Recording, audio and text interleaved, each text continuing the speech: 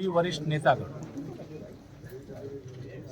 आप सभी पत्रकार मित्रों से आज मैं 1 फरवरी को संसद में भारत सरकार की वित्त मंत्री आदरणीय निर्मला सीतारमण जी के द्वारा प्रस्तुत बजट, जिस बजट की जितनी प्रशंसा की जाएगी वो कम होगी। ये चाहे गरीब से गरीब व्यक्ति हो, उसके लिए भी यह बजट उसके जीवन में खुशियों को लाने वाला है। मिडिल क्लास हो, उसके लिए तो इस बार का बजट पूरे देश के अंदर इस बजट का वेलकम किया जा रहा है, प्रदेश के अंदर वेलकम किया जा रहा है। सर्विस पेशा हो, जो सरकारी नौकरियों में है, उनके लिए भी यह बजट शायद आज़ादी के बाद जितने भी बजट आए हैं उनमें सबसे बेहतरीन बजट है। ये तीसरी बार मोदी सरकार बनने के बाद जो पहला पूर्ण बजट आया है, इस बजट के कारण से जहां हमारे युवा अपना उज्जवल भविष्य देख रहे हैं, उनके लिए अनेक योजनाओं की घोषणा की गई। हमारी मातृशक्ति, महिला सशक्तिकरण की दिशा में सामान्य वर्ग की जो बहनें हैं उनके लिए तो मौके है ही, लेकिन जो SC ST से जुड़ी हुई हमारी बहनें, अगर वो कोई अपना निजी उद्योग शुरू करना चाहती हैं तो 2 करोड़ रुपए तक का उनको ऋण उपलब्ध कराने का काम करने का सरकार ने ऐलान किया है बजट के माध्यम से। कृषि के क्षेत्र में किसानों की आमदनी बढ़े, उसके लिए नए क्रॉप, जो नए प्रकार की फसलों को यहाँ पर उगाने का काम हमारे किसान करें। हम दलहन और तिलहन को लेकर के लगातार विदेशों से आयात पर निर्भर रहते हैं।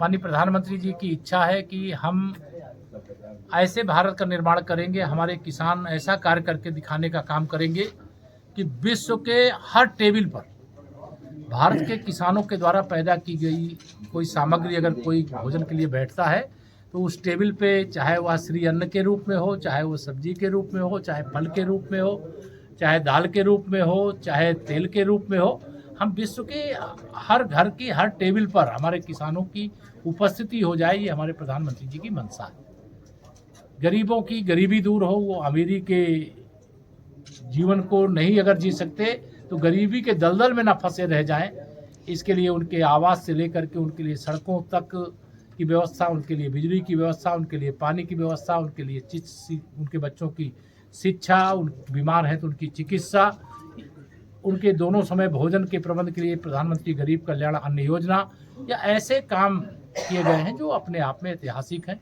मैं इस बजट के प्रस्तुत होने के बाद यह मानता हूं कि देश के हर राज्य को केंद्रीय बजट से फायदा मिलता है, लेकिन उत्तर प्रदेश एक ऐसा राज्य है जिसको इस बजट के माध्यम से सबसे अधिक फायदा प्राप्त होने वाला है, सबसे अधिक योजनाओं का लाभ मिलने वाला है, क्योंकि नए भारत का नया उत्तर प्रदेश बन रहा है। जी सर, अखिलेश यादव कह रहे हैं कि पिछले 10 महीने में 54% बजट मिला है और 40% अभी बाकी है, वो कैसे मिलेगा, कैसे काम होंगे सरकारी विभागों? श्री अखिलेश यादव जी को भारतीय जनता पार्टी का फोबिया हो गया है और वह 2027 का सत्ताधीश बनने का पोस्टर लगवा रहे हैं।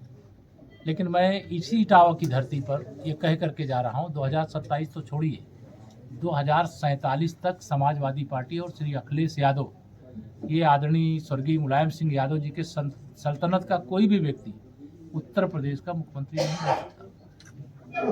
इसलिए बजट को लेकर के अनर्गल प्राप्त करने की जगह श्री अखिलेश यादव जी उत्तर प्रदेश सरकार की उपलब्धियों का सही तरीके से आकलन करें। जो उनको दृष्टि दोष है, जो मानसिक दोष है, उससे वो छुटकारा पाने के लिए अच्छे डॉक्टर से अच्छी दवा लें। इटावा सांसद कहते हैं कि जो बजट आया वो पूंजीपतियों के लिए, जो गरीब, जो छोटे जो व्यापारी हैं उनके लिए GST और अन्य में छूट नहीं दी गई। देखिए, मैं नहीं जानता हूं कि जो इटावा के सांसद जी हैं उन्होंने बजट पूरा पढ़ा भी है कि नहीं पढ़ा है। अगर वो पढ़े होते तो ऐसा बोल नहीं सकते, अगर वो ऐसा बोल रहे हैं तो उन्होंने बजट को पढ़ा नहीं। और जो बिना बजट पढ़े कुछ बोलता है, कोई बजट को पूरा अध्ययन किए बगैर कुछ बोलता है, तो वो यही बात बोलेगा जो कि विपक्ष के जो मन में आया वो बोल दिया, वास्तविकता से लेना देना नहीं है। बजट शानदार है, जानदार है, देश के 140 करोड़ लोगों की ज़रूरतों को ध्यान में रख करके, उनके उज्जवल भविष्य को ध्यान में रख करके आत्मनिर्भर भारत बनाने को ध्यान में रख करके, तीसरी अर्थव्यवस्था वाला भारत बनाने की बात को ध्यान में रख करके हम देश में ही नहीं दुनिया में अपनी उपस्थिति दर्ज कराने वाले देश के रूप में आगे बढ़े। इस दृष्टिकोण से यह बजट स्वतंत्र भारत के इतिहास का सबसे शानदार बजट। सर, मुख्यमंत्री जी का मुस्लिम टोपी पहने भी डीफेक वीडियो वायरल हो रहा है, ये क्यों, ऐसा नैरेटिव क्यों चलाया जा रहा है? क्या जो ये- चलाएगा वो गलत कोई कार्य करेगा तो भुगतेगा, उसके खिलाफ कार्रवाई। तो क्या ये सर महाकुंभ की महासफलता के साइड इफेक्ट है? अब इस इफेक्ट किसका है तो श्री अखिलेश यादव जी तो लगातार यही कोशिश में थे कि महाकुंभ को लेकर के इतना शानदार ढंग से कुंभ चल रहा था। एक दुर्घटना जरूर हुई जिसका हम लोगों को बहुत कष्ट है, लेकिन वह हर समय यही कल्पना करते थे कि कोई अनहोनी हो जाए, कोई अनहोनी हो जाए, उनको मुद्दा मिल जाए। अरे देश और दुनिया से ही नहीं, देश और प्रदेश से ही नहीं, देश और दुनिया से भी महाकुंभ में डुबकी लगाने वालों का एक तरह से श्रद्धालुओं का सैलाब इस बार प्रयागराज महाकुंभ 2025 में उमड़ा। उत्तर प्रदेश के पूर्व मुख्यमंत्री के नाते, उत्तर प्रदेश के सांसद होने के नाते जो आ रहे हैं उनके स्वागत करने और महाकुंभ के सकुशल संपन्न होने की कामना करने की जगह वीआईपी बन करके गए, डुबकी लगा करके चले आए। रोज कोई ना कोई ऐसा जहरीला बयान देते रहे कि जिससे माहौल खराब हो जाए। लेकिन मैं उत्तर प्रदेश की जनता का, भारतीय जनता पार्टी के सभी कार्यकर्ताओं का और प्रयागराज के सभी वहाँ जो विराजमान साधु संत थे, सब लोगों ने मिलकर के महाकुंभ की सफलता की चतुर्दिक गाथा गाई जा रही है। और ये बताते हुए मुझे हर्ष हो रहा है कि 2025 के महाकुंभ के साथ हम 2031 में होने वाले अर्ध कुंभ की तैयारी शुरू कर चुके हैं। धन्यवाद। सरकार पर आरोप लगा रहे हैं कि 100 करोड़ का इंतजाम करने की बात कही थी महाकुंभ में, वो 50 करोड़ को भी नहीं संभाल पाए। देखिए, श्री अखिलेश यादव जी को मैंने कहा भाजपा का फोबिया हो गया है।